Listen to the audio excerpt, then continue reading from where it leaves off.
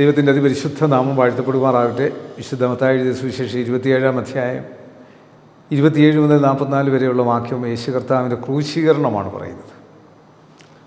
27-ാം അധ്യായത്തിൻ്റെ 27-ാം വാക്യം മുതൽ അനന്തരം നാടുവാഴിയുടെ പടയാളികൾ യേശുവിനെ ആസ്ഥാനത്തിലേക്ക് കൊണ്ടുപോയി പട്ടാളത്തെയെല്ലാം അവൻ്റെ നേരെ വരുത്തി അവൻ്റെ വസ്ത്രം അഴിച്ചു, ഒരു ചുവന്ന മേലങ്കി ധരിപ്പിച്ചു, മുള്ളുകൊണ്ട് ഒരു കിരീടം മെടഞ്ഞു അവൻ്റെ തലയിൽ വെച്ചു, വലങ്കയിൽ ഒരു കോലും കൊടുത്തു അവൻ്റെ മുമ്പിൽ മുട്ടുകുത്തി. യഹൂദന്മാരുടെ രാജാവെ ജയ ജയ എന്ന പരിഹസിച്ച് പറഞ്ഞു. പിന്നെ അവൻ്റെ മേൽ തുപ്പി കോലെടുത്ത് അവൻ്റെ തലയിൽ അടിച്ചു. അവനെ പരിഹസിച്ചു തീർന്നപ്പോൾ മേലങ്കി നീക്കി അവൻ്റെ സ്വന്തം വസ്ത്രം ധരിപ്പിച്ചു. ക്രൂശിപ്പാൻ കൊണ്ടുപോയി അവർ പോകുമ്പോൾ ശിമോൻ എന്നു പേരുള്ള കുറേനക്കാരനെ കണ്ടു. അവന് ക്രൂശ് ചുമപ്പാൻ നിർബന്ധിച്ചു. തലയോടിടമെന്നർത്ഥമുള്ള ഗൊൽഗൊഥ എന്ന സ്ഥലത്തെത്തിയപ്പോൾ അവന് കയ്പ് കലക്കിയ വീഞ്ഞ് കുടിപ്പാൻ കൊടുത്തു. അത് രുചി നോക്കിയാറെ അവന് കുടിപ്പാൻ മനസ്സായില്ല. അവനെ ക്രൂശിൽ തറച്ച ശേഷം അവർ ചീട്ടിട്ട് അവൻ്റെ വസ്ത്രം പകുത്തെടുത്തു. അവിടെ ഇരുന്നു കൊണ്ട് അവനെ കാത്തു. യഹൂദന്മാരുടെ രാജാവായ യേശു എന്ന് അവൻ്റെ കുറ്റസംഗതി എഴുതി അവൻ്റെ തലയ്ക്ക് മീതെ വെച്ചു.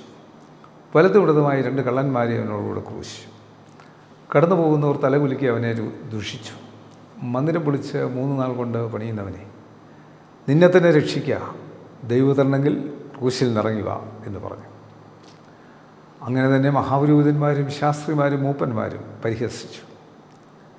ഇവൻ മറ്റുള്ളവരെ രക്ഷിച്ചു, തന്നെത്താൻ രക്ഷിപ്പാൻ കഴിയുകയില്ല. 42-ാം വാക്യം, ഇവൻ മറ്റുള്ളവരെ രക്ഷിച്ചു, തന്നെത്താൻ രക്ഷിപ്പാൻ കഴിയുകയില്ല. അവൻ ഇസ്രായേലിൻ്റെ രാജാവാകുന്നുവെങ്കിൽ ഇപ്പോൾ ക്രൂശിൽ നിന്ന് ഇറങ്ങി വരട്ടെ, എന്നാൽ ഞങ്ങൾ അവനിൽ വിശ്വസിക്കും. അവൻ ദൈവത്തിൽ ആശ്രയിക്കുന്നു, അവന് ഇവനിൽ പ്രസാദമുണ്ടെങ്കിൽ ഇപ്പോൾ വിടുവിക്കട്ടെ. ഞാൻ ദൈവപുത്രനെന്ന് അവൻ പറഞ്ഞുവല്ലോ എന്ന് പറഞ്ഞു. അങ്ങനെ തന്നെ അവനോടുകൂടെ ക്രൂശിച്ചിരുന്ന കള്ളന്മാരും അവനെ നിന്ദിച്ചു. 6 മണി നേരം മുതൽ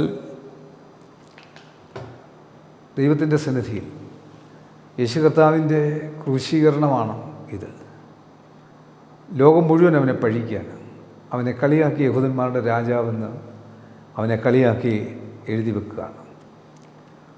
ഇങ്ങനെ ലോകത്തിൻ്റെ മുമ്പിൽ നിന്ന് ഏറ്റത്, പരിഹാസമേറ്റത് നമ്മളുടെ പാപങ്ങൾക്ക് വേണ്ടിയാണെന്ന് പൂർണ്ണമായി മനസ്സിലാക്കി നമ്മളുടെ ജീവിതം യേശുക്രിസ്തുവിൽ വിശുദ്ധമായി ദൈവകൃപയോടെ ആയിരിക്കാൻ ഈ വചനം കാണുന്ന കേൾക്കുന്ന എല്ലാവർക്കും കൃപ നൽകട്ടെ. കണ്ണുകളടയ്ക്കാൻ പ്രാർത്ഥിക്കാൻ. കർത്താവേ, പരിശുദ്ധ പിതാവേ, ഈ വചനത്തിൻ്റെ ശക്തിയിൽ ഞങ്ങളെ ആശ്രയിച്ച് മുൻപോട്ട് പോകുമ്പോൾ ഈ വചനം ഞങ്ങളെ ബലപ്പെടുത്തി ശക്തീകരിച്ച് ഞങ്ങൾക്ക് പൂർണ്ണമായ ദൈവീയ അനുഭവം തന്ന് ഓരോ ദിവസവും വഴി നടത്തണമേ. ഇത് കാണുന്ന കേൾക്കുന്ന എല്ലാവർക്കും, എല്ലാ കുടുംബങ്ങൾക്കും, വ്യക്തി ജീവിതങ്ങൾക്കും ഇത് അനുഗ്രഹമാക്കണമേ. യേശുവെ നന്ദി, യേശുവെ സ്തോത്രം, യേശുവെ ആരാധന, യേശുവെ മഹത്വം. യേശു മൂലം പ്രാർത്ഥന കേൾക്കണം നല്ല പിതാവേ. ആമേൻ. God bless U.